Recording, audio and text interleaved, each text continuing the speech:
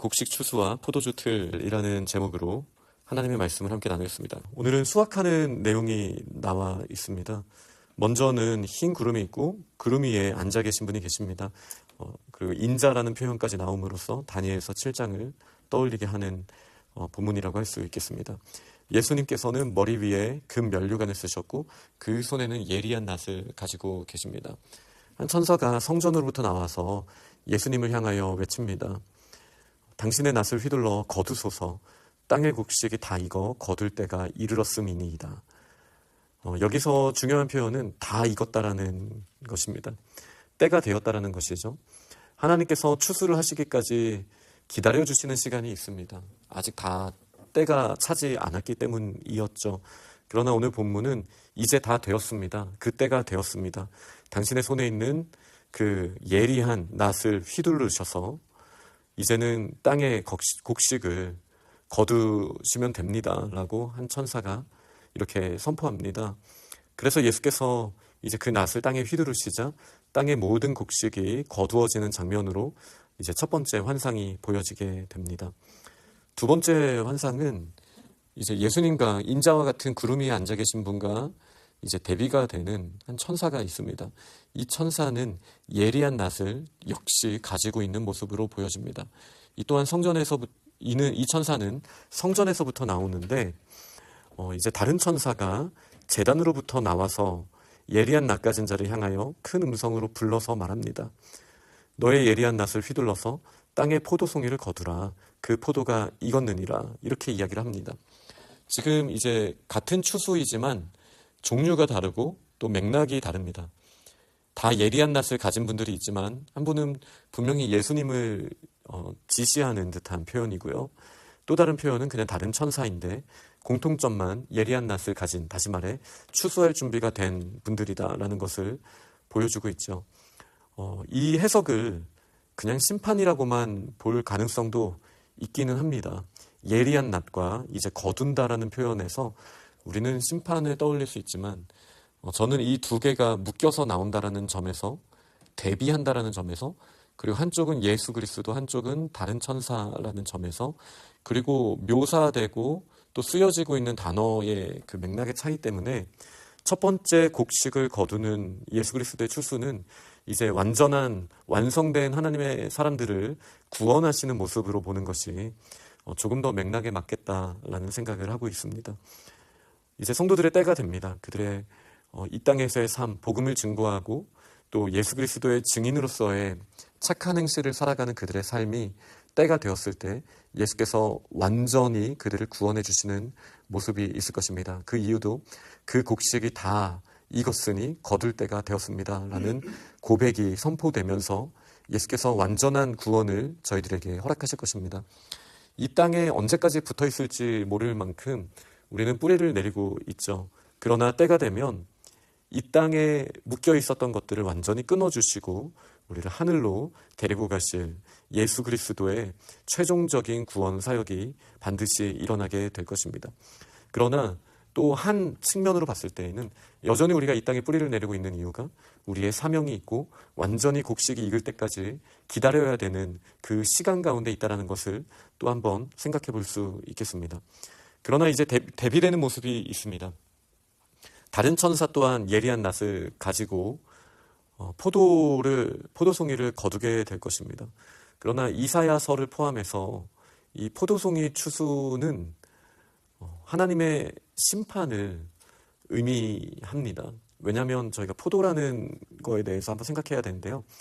이 포도를 딴 다음에 포도주 틀에 넣습니다. 그리고 그것을 완전히 짓밟습니다. 이렇게 밟는 과정을 통해서 으깨지고 이제 포도즙이 이제 튀게 되는 거잖아요. 이게 이제 전쟁과 심판의 이미지와 겹치는 면이 있는 거예요. 그래서 선지서에서는 이 포도즙 틀의 심판이라는 주제가 몇 번 나옵니다. 그래서 이렇게 짓밟히면서 마치 피를 흘리게 되는 것 같은 완전한 파멸을 의미할 때 이 포도즙 틀 심판 이야기가 구약 성경에 나오고 있다는 것을 저희는 성경을 통해서 보게 되는 것이죠. 그래서 이 다른 천사가 예리한 낫으로 포도송이를 거두는 이유는 다릅니다. 이 포도송이를 포도주로 만들기 위해서 거두는 것은 짓밟기 위해서거든요. 그래서 결국은 심판을 당할 수밖에 없는 이 세상의 모습을 하나님께서 분명하게 말씀하고 있으시다라고 할 수 있겠습니다. 특별히 이 14장의 맥락에 있는 거잖아요. 짐승의 표를 받은 자들, 짐승을 경배한 자들, 그들은 마치 포도송이처럼 기쁨을 따라가고 기쁨을 상징하고 있는 모습을 그들이 따라갔다라고 착각을 했을 것입니다. 그러나 그 포도송이의 결말은 짓밟히는 심판밖에 없다라고 저희가 보여지게 됩니다. 반면에 그들과 대비되게 순전한 모습으로 시온산 위에 있는 자들은 인자와 같은 이가 예수 그리스도께서 그들의 때가 되었을 때 이제 완전한 구원으로 거두어 주시는 그 모습으로 오늘 본문이 기록되어 있습니다. 결국 천사는 그 땅의 포도를 거두어서 하나님의 진노의 큰 포도주 틀에 던지게 되고요. 그리고 그 포도주 틀은 성 밖에서 밟히게 됩니다. 이 성은 예수 그리스도가 십자가에 못 박히신 곳이죠. 이미 그곳에 피가 흘려져 있는 곳입니다. 물론 제가 말씀드리는 이 성은 성전이 있는 곳, 그리고 여호와 이레의 모리아산을 말하는 것이죠. 그런데 이 성 밖에 있는 자들, 문 밖에 있는 자들은 결국은 자신의 피를 흘릴 수밖에 없습니다. 복음은 우리가 예수 그리스도 안에 있는가, 또 그리스도 밖에서 하나님과 끊어져 있는 상태를 우리가 오롯이 감당해야 되는가에 대한 전달이라고 할 수 있겠습니다. 그리고 그 틀이 밟히는 모습을 이제 더 이상 포도라는 이 은유로 말하지 않고 이제는 피라는 표현을 직접적으로 씁니다. 말 굴레의 높이는 적어도 1m는 되겠죠.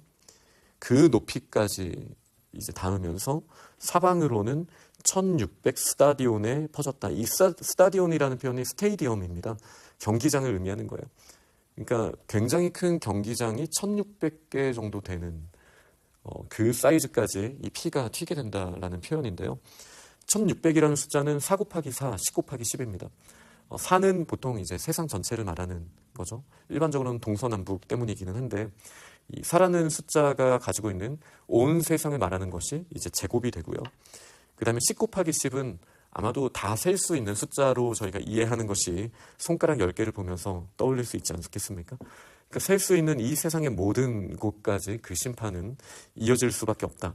물론 이제 큰 경기장 1600개도 엄청 큰 숫자지만 계시록은 그렇게 보기는 어렵거든요. 그러니까 굉장히 크다라는 의미와 더불어서 온 땅의 모든 것들, 결국은 하나님의 추수를 받지 못한 자들은 이렇게 짓밟히는 심판을 경험하게 될 것이다 라는 이미지로 저희가 이해하면 되겠습니다.